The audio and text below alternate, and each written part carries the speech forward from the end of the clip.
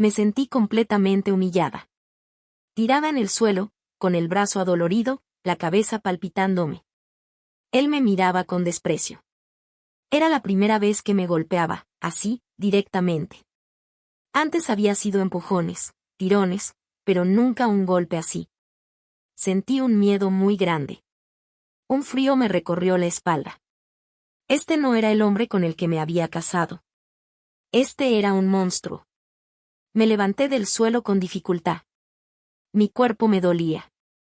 No le dije nada. No quería darle el gusto de verme más débil. Fui para el cuarto. Cerré la puerta con llave. Él se quedó en la cocina, lo escuché decir algo, pero no entendí. O no quise entender. Me senté en la cama. Me subí la manga del brazo. Tenía una marca roja, que empezaba a ponerse morada. La toqué. Dolía. Me miré la cabeza en el espejo. No se veía nada, pero sentía un bulto pequeño. Me quedé sentada, quieta. Mi mente empezó a funcionar de otra manera. Ya no era solo tristeza. Ya no era solo rabia. Era una decisión. Una decisión fría y clara. No podía seguir así. No iba a seguir así. Él había cruzado una línea que no tenía vuelta atrás. Lo primero que pensé fue en el dinero. Siempre me había dicho que no me preocupara, que él se encargaba de todo. Pero ahora, con esta situación, no podía confiar en él. Necesitaba saber. Necesitaba protegerme. Recordé que teníamos una cuenta en común. También sabía de otras cuentas que él manejaba solo, por el trabajo. Pero la cuenta en común era importante. Ahí llegaban los pagos de algunas inversiones y de mi sueldo. No era mucho, pero era algo. Tomé mi celular. Busqué el contacto de mi prima Ana. Ella trabajaba en un banco. No en el mismo que nosotros, pero de banco sabía. La llamé. Tardó en contestar, era temprano. Hola, Val, dijo. Su voz sonaba adormilada. ¿Qué pasó? ¿Todo bien? No, Ana. Nada bien, le dije, y mi voz se quebró un poco. Hice un esfuerzo para hablar con normalidad. Necesito un favor grande. Necesito tu ayuda. Le conté todo. Desde el descubrimiento del celular hasta el golpe en la cocina. Le conté lo del embarazo de la secretaria. Todo. Ella me escuchó en silencio. Solo la oía respirar. Cuando terminé de hablar, hubo un silencio largo.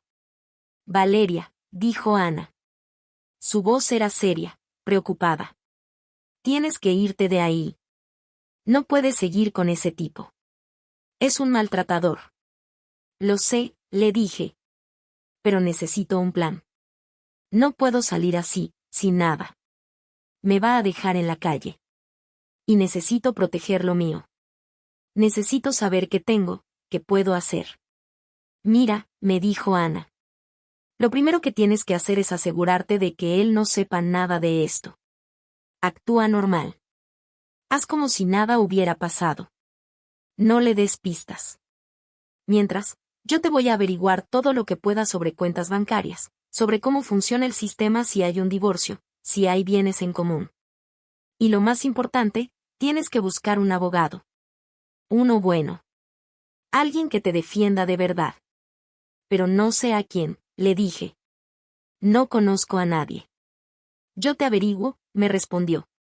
Tengo contactos. Te voy a pasar algunos nombres.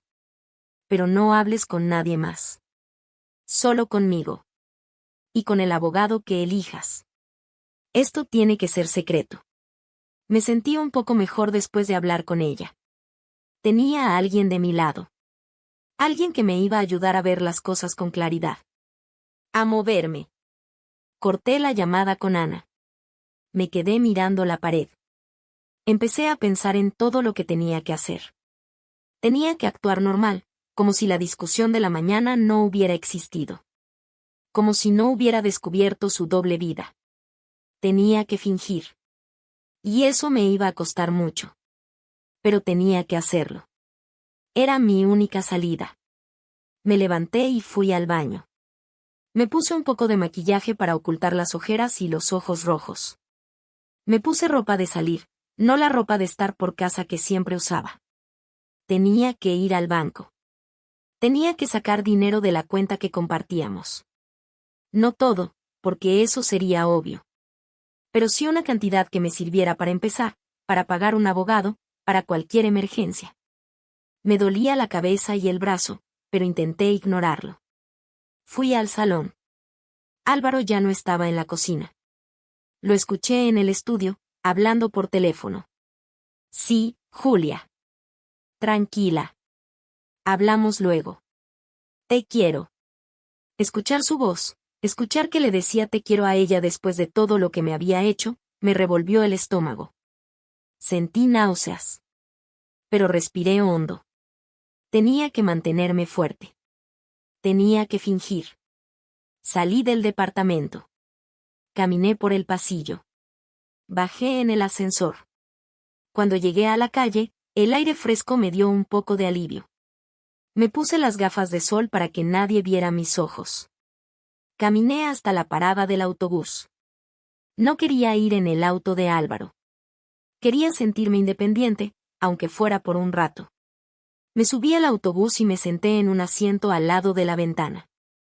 Miré la gente. Todo el mundo iba a lo suyo. Yo iba a empezar una nueva vida, aunque todavía no supiera cómo. Llegué al banco. La fila era larga. Esperé mi turno, observando a la gente. Había un señor mayor, una chica joven con auriculares, una mamá con un niño pequeño. Todos con sus vidas. Yo con la mía, que se estaba desmoronando. Cuando me tocó el turno, me acerqué a la ventanilla. La empleada del banco me saludó con una sonrisa. Le pedí retirar dinero de la cuenta de ahorros. Le di mi documento. La vi teclear en la computadora. Sentí el corazón en la garganta. ¿Y si Álvaro ya había hecho algo? ¿Y si había bloqueado la cuenta? Pero no. La empleada me dio el dinero. Era una cantidad decente, lo suficiente para empezar. La guardé en mi cartera, con cuidado. Me sentí un poco más segura. Un paso, pensé. Un paso más. Salí del banco. Caminé por la calle, con el sobre lleno de billetes en la cartera. No me había sentido tan viva en mucho tiempo. A pesar del dolor, de la traición, de todo, sentía una chispa de esperanza. Una chispa de fuerza. No iba a permitir que él me hundiera. Volví al departamento en el autobús. Álvaro no estaba. Se había ido a trabajar. Mejor. Me sentía más tranquila sola. Necesitaba pensar. Necesitaba empezar a organizar mis cosas. Me senté en el sofá. Saqué mi libreta. Empecé a escribir. Cosas que recordaba. Mensajes que había visto. Fechas. Los nombres de Julia, de Álvaro. De las cuentas bancarias. Todo lo que pudiera servir como prueba. Tenía que ser meticulosa. Recordé que Álvaro tenía un viejo disco duro externo con fotos y documentos. Solía guardarlo en una caja en el armario de su estudio. Una vez lo había visto, hacía mucho tiempo, cuando buscaba algo. No sabía si seguiría ahí, pero valía la pena buscarlo. Esperé hasta la tarde. Tenía que asegurarme de que él no fuera a volver pronto. Le envié un mensaje de texto. ¿Qué tal el día, mi amor? ¿Vuelves tarde? Él respondió casi de inmediato. Sí, tengo una cena con clientes. No me esperes despierta. Perfecto. Eso me daba tiempo. Fui al estudio de Álvaro. Cerré la puerta. El estudio estaba desordenado, como siempre. Libros, papeles, carpetas. Fui al armario. Abrí las puertas. En la parte de abajo, detrás de una pila de revistas viejas, encontré la caja. La saqué. Era de cartón, un poco polvorienta. La abrí. Adentro había papeles viejos, documentos de la universidad, fotos de cuando era más joven. Y ahí estaba. El disco duro externó. Pequeño, negro. Lo agarré. Salí del estudio, cerrando la puerta con cuidado. Fui a mi cuarto. Tenía mi computadora. La prendí. Conecté el disco duro. Empecé a revisar. Y ahí había más cosas. Fotos de Álvaro con otras mujeres, de hace años. Correos electrónicos antiguos. Y también, contratos de la empresa, documentos de propiedades que yo no conocía. De propiedades a su nombre, no a nombre de los dos. Esto era grave. Esto era información importante. Todo lo fui copiando a mi computadora. Hice copias de seguridad en la nube. Hice copias en un pendrive. No podía permitirme perder nada de esto. La búsqueda duró horas. Eran muchos archivos. Cada vez que encontraba algo nuevo, sentía una mezcla de rabia y alivio. Rabia por lo que descubría, alivio porque cada prueba era un paso más hacia mi libertad. Cuando terminé, ya era muy tarde. Desconecté el disco duro, lo volví a poner en la caja, y la caja en el armario del estudio. Hice como si nada. Me fui a la cama, exhausta. Pero esta vez, aunque seguía con el dolor, sentía una dirección. Un propósito. Los días siguientes fueron una tortura de calma falsa. Me levantaba, hacía como que preparaba el desayuno, como que le preguntaba a Álvaro por su día. Él seguía con sus mentiras, con sus excusas. Yo actuaba normal. Le sonreía, le respondía. Por dentro, me sentía como si estuviera actuando en una obra de teatro. Como si tuviera una máscara puesta. Mientras tanto, Ana me había enviado los contactos de varios abogados. Me puse a investigar a cada uno. Busqué referencias, opiniones. Quería el mejor. Quería a alguien que fuera a luchar por mí. Elegí a uno. Se llamaba Dr. Martín. Parecía muy bueno. Le envié un correo electrónico, pidiéndole una cita. Le dije que era un tema delicado y confidencial. Él me respondió al día siguiente, dándome un horario. La cita era para la semana siguiente. Sentí un nerviosismo, pero también una determinación. Durante esa semana, seguí recolectando pruebas. Revisaba los extractos bancarios que llegaban a casa, buscaba cualquier indicio de gastos sospechosos. Escuchaba sus llamadas, sin que él se diera cuenta. Intentaba memorizar detalles. Dónde iba, con quién hablaba, qué decía. Me convertí en una sombra, observando, analizando. Era una sensación rara. Me sentía mal por hacerlo, por espiarlo, pero sabía que era necesario. Era para protegerme. Hubo una tarde que Julia lo llamó mientras estábamos cenando. Álvaro atendió la llamada. Se fue a la sala para hablar, como si yo no tuviera que escuchar. Pero yo me acerqué un poco, disimulando que iba a buscar algo. Escuché pedazos de la conversación. Él le decía que se cuidara, que fuera al médico. Ella le decía que no se sentía bien. Que tenía mareos. La voz de ella sonaba débil, pero aún así, la forma en que él le hablaba me hacía sentir una rabia inmensa. Con ella era cariñoso, preocupado. Conmigo, frío y distante. Me fui a mi cuarto. Las lágrimas volvieron. Sentí una profunda desesperación. Quería salir corriendo de ahí. Quería gritarle todo lo que sabía. Pero me detuve. Tenía que ser fuerte. Tenía que esperar. La cita con el abogado llegó. Me vestí con una ropa sobria, pero que me hiciera sentir segura. Fui sola, en un taxi. La oficina del Dr. Martín estaba en un edificio moderno, en una zona de la ciudad llena de oficinas y bancos. Cuando entré, la recepcionista me saludó. Le di mi nombre.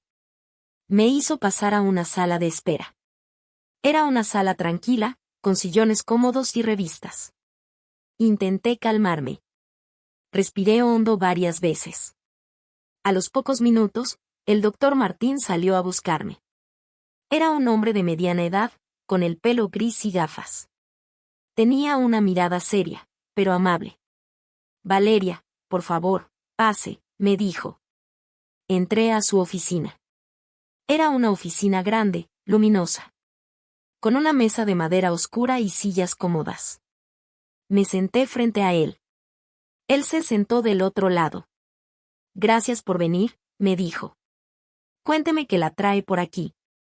Y ahí, en esa oficina, con ese hombre que era un completo extraño, le conté toda mi historia. Con lujo de detalles. Desde el día que conocí a Álvaro hasta la noche en que descubrí todo. Le mostré las fotos, los mensajes que había copiado, los documentos del disco duro. Le conté sobre el golpe, sobre las propiedades a nombre de Álvaro. Le conté sobre mi deseo de ser madre y sobre su indiferencia. Él me escuchó en silencio, sin interrumpirme. Tomaba notas en un cuaderno. Su expresión era de seriedad. Cuando terminé de hablar, hubo un silencio largo. Yo me sentí agotada, como si hubiera descargado un peso enorme. Valeria, dijo el doctor Martín, con una voz tranquila. Entiendo perfectamente la situación. Es muy grave lo que está pasando. Pero quiero que sepa que tiene opciones. Y que tiene una base sólida para actuar. Me explicó todo el proceso. Me dijo que lo primero era solicitar el divorcio. Que con las pruebas que yo tenía, la situación era favorable para mí. Sobre las propiedades que Álvaro había puesto a su nombre, me dijo que podíamos probar que se habían adquirido durante el matrimonio y que, por lo tanto, eran bienes gananciales.